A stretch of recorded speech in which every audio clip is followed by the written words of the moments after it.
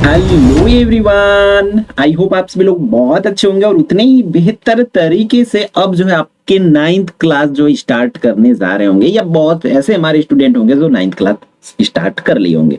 तो कहीं ना कहीं हमारी 9th की बात करें ना बच्चों, 9th जो होती है हमारी क्या होती है, बेस क्लास होती है। इसमें जो हम बेस बनाएंगे ना वो सीधा सीधा उसका रिजल्ट हमें 10th क्लास में दिखेगा, क्योंकि हमारी टारगेट क्या है, एनी हाउ 10th बोर्ड में मैक्सिमम मार्क्स जो अचीव करना, अच्छा से अच्छा परसेंट जो है अचीव करना चाहते हैं।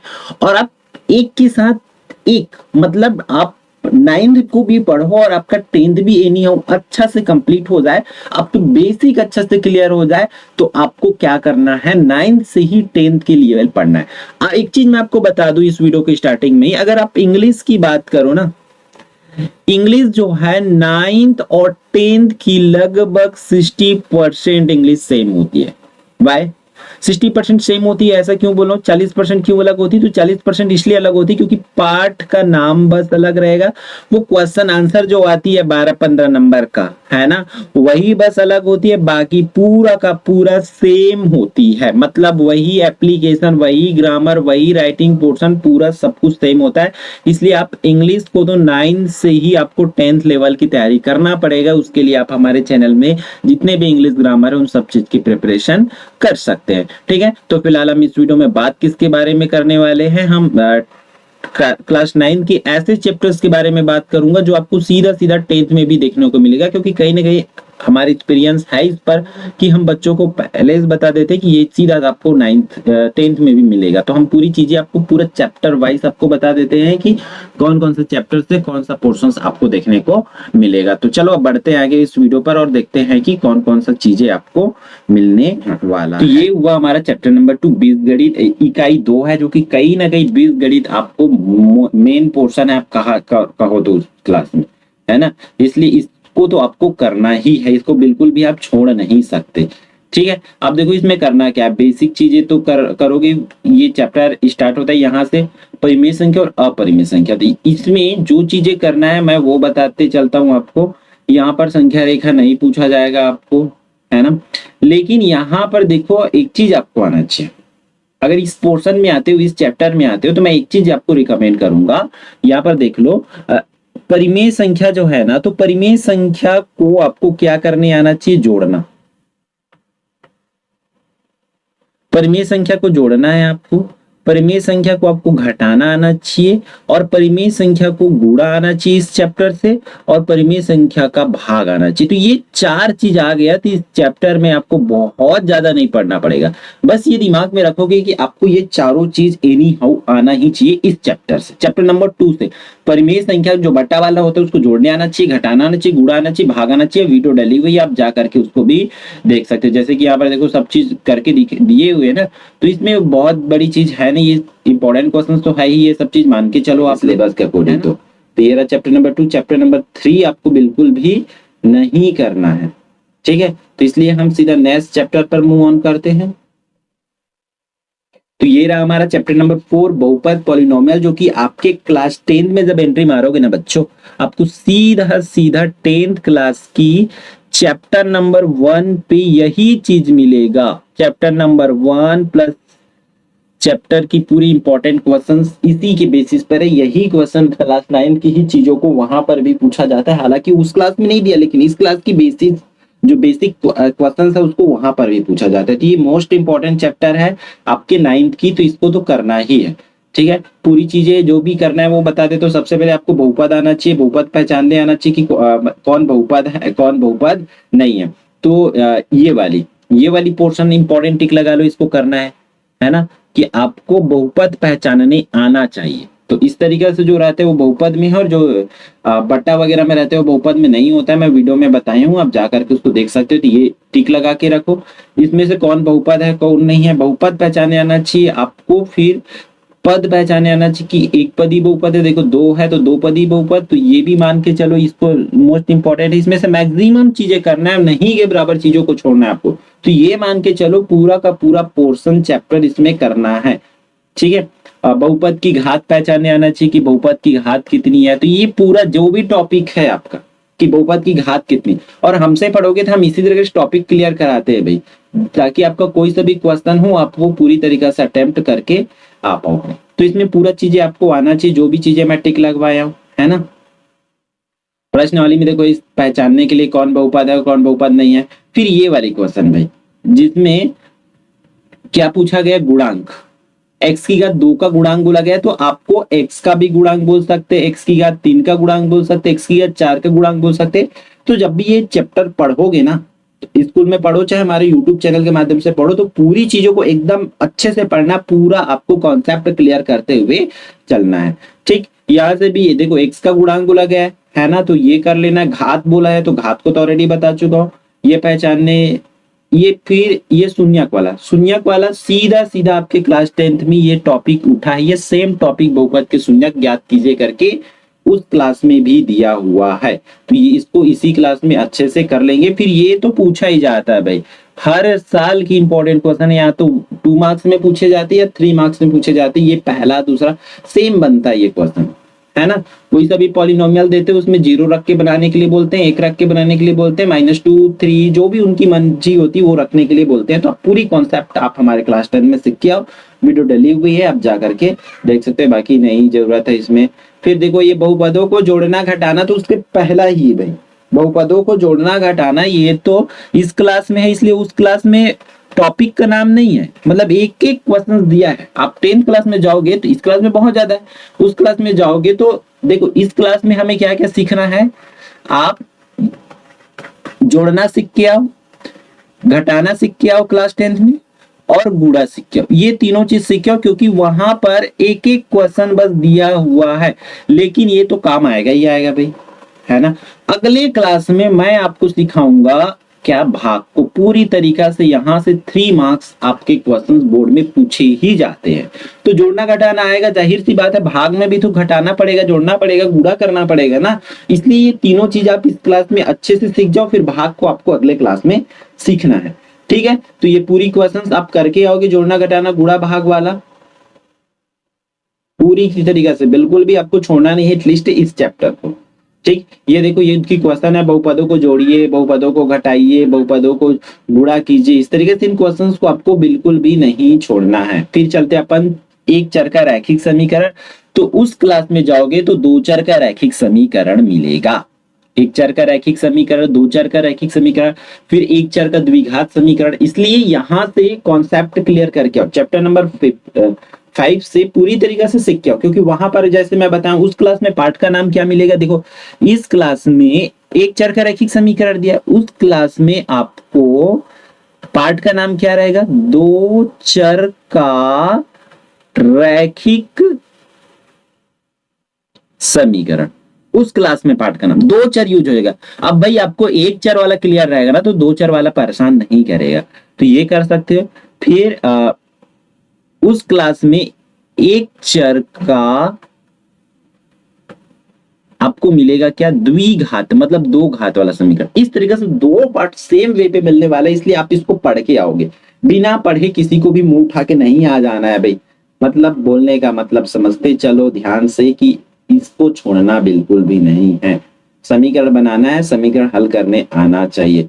तो मोस्ट इस तरीके से समीकरण आपको बनाने आना चाहिए। कथन दिया रहेगा तो कथन से समीकरण बनाना आपको बिल्कुल भी नहीं छोड़ना है। आपके पास बुक होगा तो टिक आउट लगाओ, या जब भी बुक मिलेगा दोबारा इस वीडियो को जरूर देखना, अगर नहीं मिला होगा अभी बुक तो, ठीक।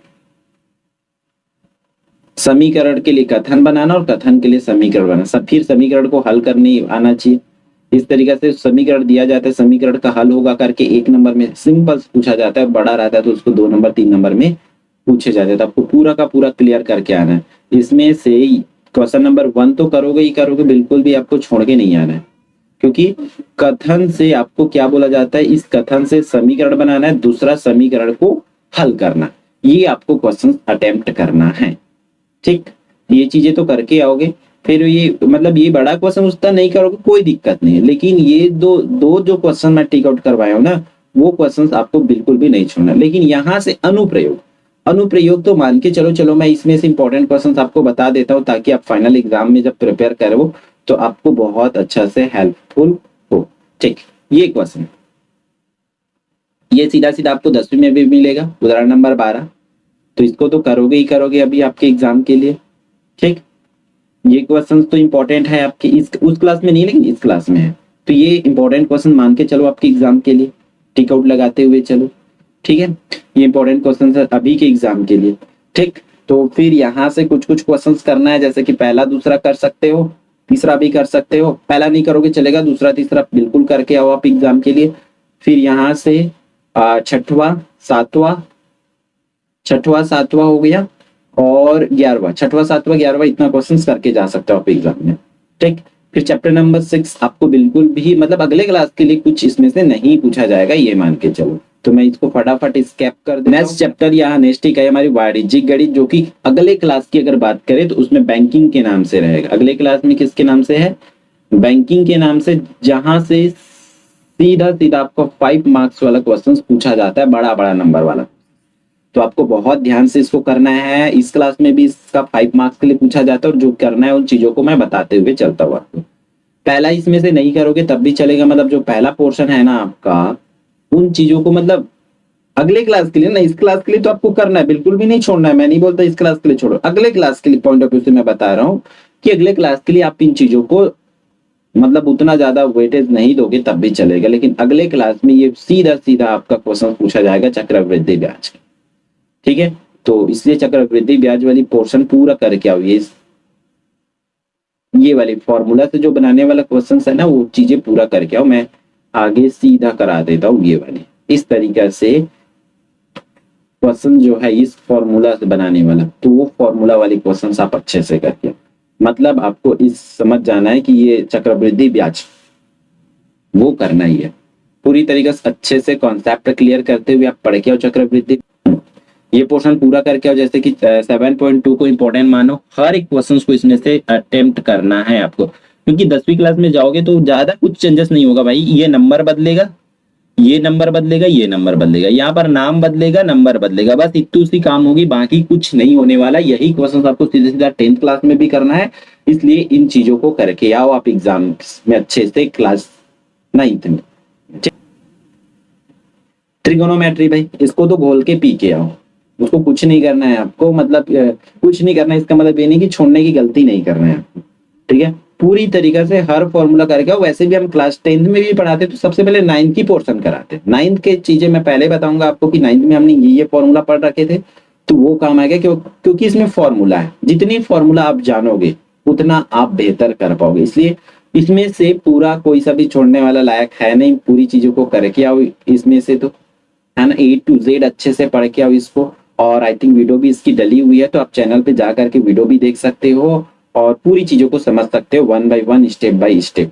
ठीक है, टेबल ट्रिगोनोमेट्री टेबल है भाई, ट्रिगोनोमेट्री टेबल को तो घोल के पी जाओ, इसको बिल्कुल भी छोड़ना नहीं है, मैं बता रहा हूँ। पूरी तरीका से इसको अच्छे से करो, याद करने की ट्रिक वगैरह देखो, फिर पूरा करके। ठीक, फिर सीधा आपको कौन से चैप्टर पर आ जाना है? त्रिभुजों की सर्वांग समता पर। अगले एक चैप्टर हम छोड़ के आए सीधे से। यहाँ पर बहुत ज्यादा कुछ करना नहीं है, सिंपल से ये सर्वांग समता का मतलब समझ के आओ। मतलब बस समझना है कि क्या होता है, इसकी कॉन्सेप्ट, कब सर्वांग सम होता है, कब नहीं होती, ये बस बेसिक चीजें। बहुत क्वेश्चन उठा के लेके नहीं आना, टॉपिक उठा के लेके नहीं आना, बस सिंपल से ये चीजें समझ के आओ कि सर्वांग समता क्या होती है करके। ठीक, उसके बाद आपको सीधा सीधा 11-12 चैप्टर्स को छोड़ करके आपको मतलब 7 के बाद सीधा 10 पे आना है, 10 के बाद 7 के बाद 8 को पढ़ना है इस तरीके से, 8 के बाद सीधा 10 में आना है, 10 के बाद सीधा 13 में आना है। मतलब जो 10th के पॉइंट ऑफ व्यू से ना, 9th के पॉइंट ऑफ व्यू से तो आपको करना है, मैं बार बार बोल रहा हूँ, इसको करना है। ज्यामिति रचनाएं जो है, ज्योमेट्रिकल कंस्ट्रक्शन है बच्चों, इसको बहुत अच्छे से करना है। क्यों? क्योंकि अगले क्लास में इसकी सीधा सीधा आपको 5 मार्क्स की क्वेश्चंस अगले क्लास में भी उठाएंगे इसमें से, तो इसलिए आपको ये चीजें जरूर करना है। ठीक, मतलब इसमें किस तरीके से क्या को बनाना है, ट्रायंगल वगैरह बनाने आपको आना चाहिए, ताकि वो चीजें आपके अगले क्लास में काम। सबसे पहले ये सब चीजों का त्रिभुज वगैरह बनाना सीख जाओ, तो उस क्लास में त्रिभुज, इस क्लास में त्रिभुज बनाना सीखोगे, उस त्रिभुज के अंदर में फिर अंतर्वृत्त और परिवृत्त नाम की जो चैप्टर है, कॉन्सेप्ट है, उस क्लास में आपको सीखना है। इसलिए इसको बहुत अच्छे से करोगे, बनाने आपको आना चाहिए, तब जाके वहां पर आप 5 out of 5 स्कोर कर पाओगे। ठीक, फिर अगला इकाई है आपका क्षेत्रमिति। क्षेत्रमिति इसमें देखो नॉर्मल चीजें, जो वृत्त की ये वाला कॉन्सेप्ट है तो पूरा पढ़ के आओगे, वृत्त की व्यास वगैरह। इसमें फॉर्मूला अच्छे से लर्न होना चाहिए, ताकि ये फॉर्मूला आगे जाके आपका अच्छे से काम आने वाला है। तो पूरा इसमें से क्षेत्रमिति की बात करूं तो पूरा फॉर्मूला आप लेके आओ, बिना फॉर्मूला के आपको बिल्कुल भी नहीं आना है। फॉर्मूला लेके आओगे तब जाके आपका कहीं ना कहीं बहुत हेल्प होगी। तो पूरा का पूरा इसमें से फॉर्मूला है, ये वाली फॉर्मूला पोर्शन है। तो फॉर्मूला आप उठा के लेके आओ। क्वेश्चंस हालांकि नहीं लेके आओगे तो भी चलेगा, लेकिन एक क्वेश्चंस करोगे तो आपको एक बेसिक आइडिया हो जाएगा, क्योंकि वहां पर भी वर्ड का ही खेल है, शब्दों का ही खेल है, तो ये आपको हेल्प करेगा। इसलिए आप क्वेश्चन लेके आओ। फिर घन और घनाभ, इसको तो बिल्कुल भी नहीं छोड़ना है भाई, मैं पहले ही बता चुका हूँ, घन और घनाभ बिल्कुल भी नहीं छोड़ना है। घन और घनाभ की जितने भी फॉर्मूला है A to Z पूरा फॉर्मूला इसका करके आओ और इसकी क्वेश्चंस करके आओ, ठीक है। घन और घनाभ का पूरा फॉर्मूला आप करके आएंगे। फिर हमारा लास्ट चैप्टर 16 पर चले जाते हैं। चैप्टर नंबर 16 आपकी स्क्रीन पर है, आंकड़ों का प्रबंधन व विश्लेषण। इसमें से फॉर्मूला वगैरह करके आओ भाई, बेसिक चीजें सीख के आओ, ताकि अगले क्लास में आपको हेल्प मिलेगा, क्योंकि उस क्लास में आपको समांतर माध्यम, माध्यिका और बहुलक 3 टॉपिक करना है। तो उसके हिसाब से इस चैप्टर को भी बहुत अच्छे से आपको लोग पढ़ के आओ, ताकि एक बेसिक आइडिया मिलेगा कि किस तरीके से सॉल्व करते हैं। वैसे इस लेवल की नहीं, इससे हाईएस्ट लेवल की, उसमें नंबरिंग का खेला है, तो आप मतलब इसको पढ़ के आओ ताकि आपको हेल्प मिलेगा, है ना, उस क्लास में भी। हालांकि इस लेवल की क्वेश्चंस नहीं है, इससे अच्छी लेवल की क्वेश्चन, ठीक। हर एक टॉपिक आप अटेम्प्ट करके आओ, इसमें से पूरी तरीके से बना के आओ, ताकि वो आपके वहां पर हेल्प हो सके, ठीक है। तो आई थिंक ये वीडियो आपके लिए यूजफुल होगा, तो वीडियो को लाइक जरूर करेंगे, और यदि आप लोग चैनल पर नए हो तो चैनल को सब्सक्राइब कर लेंगे, और पूरी वीडियो आप लोग अच्छे से देखते रहिए।